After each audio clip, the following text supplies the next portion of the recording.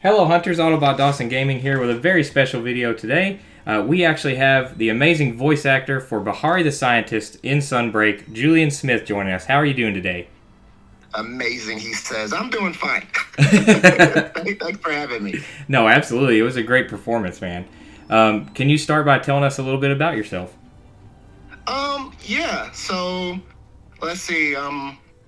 I'm a huge blurred, so all things nerd and or tech, I'm about it. I've been doing voiceover for about 10 years or so now. Yeah, maybe a little over even. I think wow. First gig was like 2012, so probably a little over. Just kind of starting to get into video games as far as voiceover goes. So getting into, and I love Capcom. Capcom makes some of my absolute favorite games. So being able to be in the room with anything Capcom related, I was all about. But the fact that it was Monster Hunter was just, I was so happy. So yeah, I'm just happy to be here, folks. Well, that's awesome to hear, man. I was actually going to ask this a little later, but now it seems like the appropriate time. Do you play Monster Hunter at all?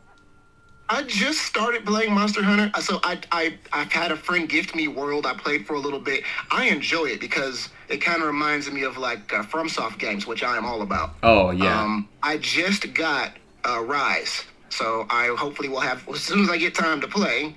Right. I'll for sure be playing Rise. That's awesome, man. Well, that's awesome to hear. How does it feel to be such an important character in the narrative of Sunbreak? It feels cool. It's nice seeing all the love that people have for Bahari.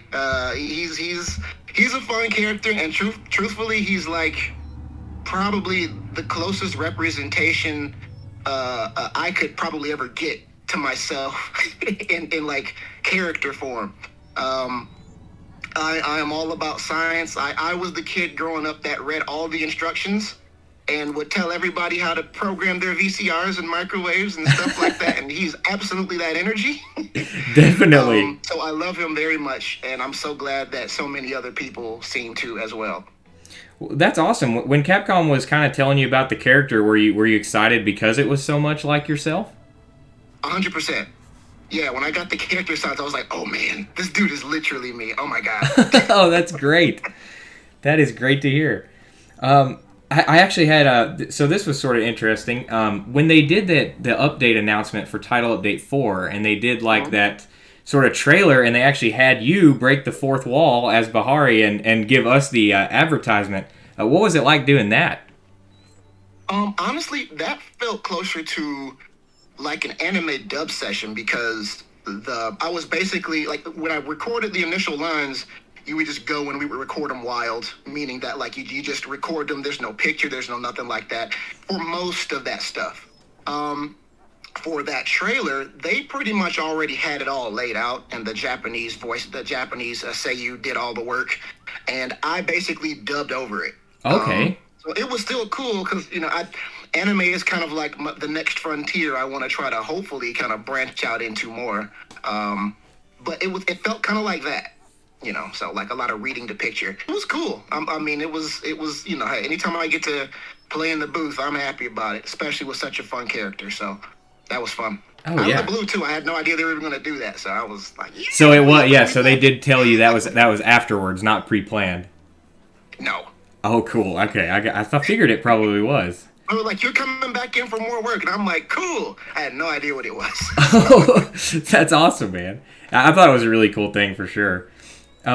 With your character being a researcher working on what basically becomes, our end game loop now, like all the hunters that are still playing are, going through the anomaly research right now. Is it nice to know that your character has such a long-lasting, like ongoing current impact on the game still? Oh, 100%. So, like, I mean, like the goal as a voice actor, like, anytime you get to record for anything is a blessing. Being able to be a character that people have to interact with, like, constantly, that's the dream, especially if they like you.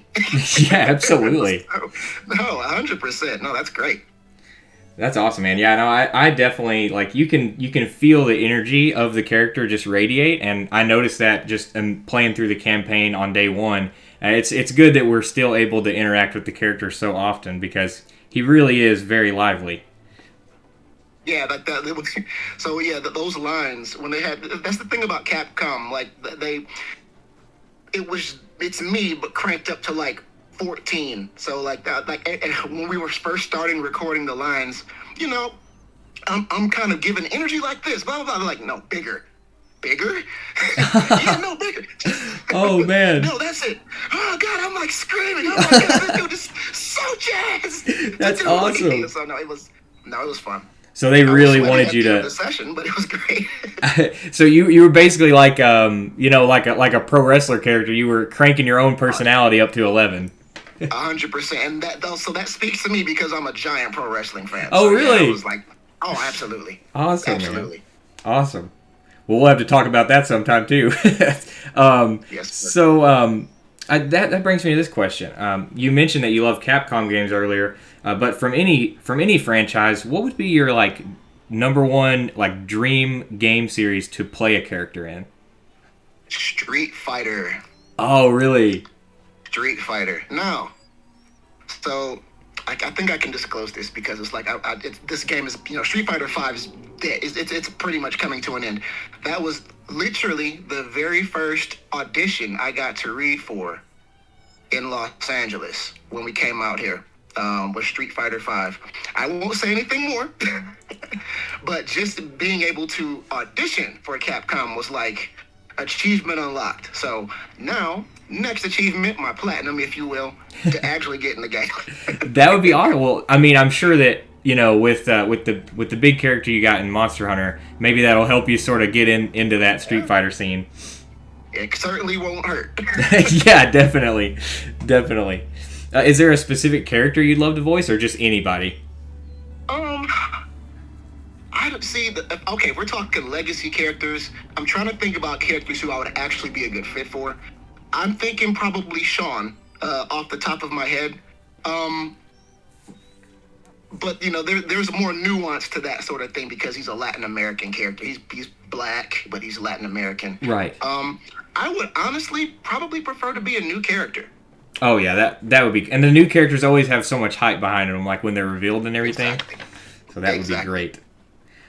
Okay, so I noticed on your Instagram page as well that you are also a musician. So I was curious, like, what would it be like, or have you ever been able to sort of influence like your own character that you're voicing's theme song, or would that be a really cool thing for you to get to do down the road? So I just want to be absolutely clear here. A musician, I am kind of, I'm a bedroom producer at best. Okay. It's something I've sort of tinkered with over the years. Like I love computers and anything tech. So I've been messing with like it was Fruity Loops when I started, but FL Studio literally since I was in high school. And so I've just never stopped. It's kind of one of the skill sets that helped me kind of work my way over into voiceover because I already knew how to work with digital audio workstations and things of that sort through messing with that. So I've always kind of tinkered, but when the pandemic hit and all that stuff, we were all stuck at home. I went hard. Right. So basically that's all my Instagram page is, and I've got a SoundCloud page as well with just some of the stuff I've made. The jury is out on how good it is. But, I did. It was an attempt. I tried. So I got you. I'll let the audience be the judge on what they think, but it's there if you'd like to listen to it for sure. Absolutely, man. No, I'm definitely going to check it out. I'm a musician myself, not as much anymore now that I'm into YouTube gaming, but I used to be in a metal band for a long time. So awesome. Yeah. Awesome. So that sort of clicked with me when I seen that you did stuff like that. So when you recorded like conversations with other characters, I'm just curious since I've not had the opportunity to speak with a voice actor like yourself before. Like, are you guys separate, or are you actually conversing back and forth when you're recording those lines? So, and specifically for Monster Hunter, and honestly most video games, you're in the booth by yourself. Okay. It's pretty rare that you get to do a group read for video games. Now, for animation, stuff like that, like cartoons and whatnot, that's more common. or at least it was. Because like now with the COVID restrictions and all that stuff, when you go into the booth and like there's like 3 people in there. Like in the before times, like you go in the booth and there'd be like 8 people in the engineer's room and like looking at you in the booth. And it might be, 2 or 3 people, whoever's in the scene. But, with the COVID restrictions and stuff, a lot of that has kind of started to go away. Hopefully at some point it's safe enough to kind of do that, because that brings its own wonderful kind of energy to the read when you can play off of the other actor's energy. It's a little difficult sometimes getting the energy right with just the recording, because hopefully you have a recording, because sometimes you don't even have that. You're just doing the line and you're hoping for the best. Sometimes Right. you'll get them to play like what the other person did back in your headphones. Sometimes not. You kind of have to gauge as best you can, but usually and especially in Monster Hunter's case, PCB, like Val at PCB, she's a phenomenal director, and so it's usually not a problem as long as the direction's there, and in most cases they know what they're doing. That's awesome, man. Yeah, I mean, I definitely would not have been able to tell that it was separate, because, like, especially Bahari's interactions with Fiorane, like, you guys had some killer chemistry there in the story, so that's pretty impressive on both you and Valerie's part for being able to pull that off. Yeah, no, yeah, Val is and that it helps when Fiorane, Valerie Aram, is the one directing you. Oh, she was all okay. So it's the same. Yeah. I didn't know that. Yeah, so I was in a way, I suppose you could say, in those particular interactions, yes, I kind of was Okay. talking with her, but she just wasn't in the booth next to me. She was, on the other side of the engineer's booth with the engineer kind of directing me. So. Awesome, very cool. I'm actually planning on speaking with her pretty soon too, later in April. So that'd be exciting to ask her more questions about like the directing and stuff like that. I didn't know that. Yeah, she's awesome. She's so good. There's stuff that she taught me that I still kind of do. So, like, I always try to go in to sessions like that and be as directable as possible. And any little tricks and nuggets of wisdom that you can glean from these interactions with these super talented people, you grab them and you take what you can use and you use it to make yourself, it's like getting little power-ups in Metroid or something like that. Awesome, man. Awesome. Okay, so I know this question probably, gets asked a lot, but I think it's worth asking just because of the kind of people that may be watching this video. So if there's people trying to get into like voice acting or the gaming industry in general, what kind of do you have any advice or tips for them? Yes, so that's kind of a big nuanced question. That's a discussion in and of itself because there's so many moving parts. But I would say the thing that I think helped me the most was, first of all, being comfortable looking ridiculous. Like, and I mean that as seriously as I can possibly mean. Like, when you are in the booth, there's a certain level of energy that needs to be brought. And like, there are some people who are amazing actors. They can do a lot with their tool, with their voice, but the energy isn't there. And I would say, like, if you're not already taking theater, by the way, quick disclaimer, I am not a theater kid. I'm an IT guy. I did IT for years, but I've always been a silly person. So I was always doing impressions and stuff like that. Learn to play. If you're not already, get back and find that inner child and become best friends with him again, because that's the kind of energy that, especially for animation and video games and stuff like that, anime especially, you need to be able to bring as much vitality and energy to a role as possible. And not that people can't. It's just that I feel like as we get older, as life kind of happens to us more, we lose a little bit of that. It kind of gets beaten out of us. Find that. That's the biggest thing. And what helped me was improv comedy. I did some improv, like some beginner improv stuff back before I moved to Los Angeles. I lived in Central Illinois. I did IT for State Farm Insurance, and I had friends throughout the state. So I was doing, it was Zoo Improv in Champaign, Illinois. Shout outs to those guys. that really helps kind of like build the armor. And that tip actually came from Robert Paulson, he's like Yakko and Pinky from Animaniacs and about a billion other things. His podcast and like all the actors he had on that podcast suggested that. So, find a way to kind of get comfortable being ridiculous. And also study. Like, for me, it was podcasts. I'm the kind of guy to do that, though. First of all, I ramble, so I apologize for that. Oh, you're fine. Any way you can just gather knowledge, podcasts, YouTube videos, whatever. Like, doing impersonations is great, but the one thing that you got to remember about that sort of stuff, it'll help you practice. But if you're, wanting to, I want to go move out to Hollywood and because I do a great SpongeBob and everybody loves my SpongeBob or my Bill Cosby or whatever, goofy voice you can put on. Yeah, especially in the case of like SpongeBob. Remember, those guys are still alive and working. So, being able to kind of like play and practice and do all that stuff without just relying on already established characters is great. Like even taking some of those like good Lord, my brain. What am I saying? Some of those like established characters? Impersonations, thank you.